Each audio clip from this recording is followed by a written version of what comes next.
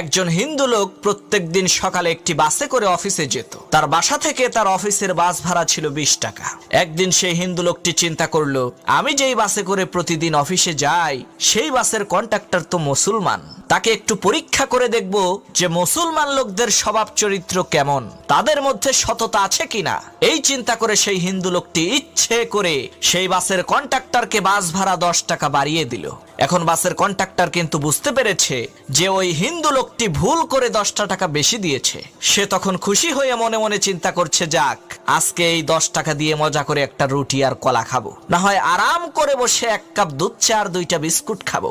আবার চিন্তা করছে, আরে মাত্র 10 টাকাই তো দিয়েই দেই। তখন সেই কন্ডাক্টর সেই হিন্দু লোকটিকে তার 10 টাকা ফিরিয়ে দিয়ে বলল, ভাই আপনি ভুল করে 10 টাকা বেশি দিয়েছিলেন। তখন সেই হিন্দু লোকটি বলল, ভাই আমি ভুল করে 10 টাকা বেশি দেইনি, তোমরা মুসলমানেরা কেমন, তোমাদের মধ্যে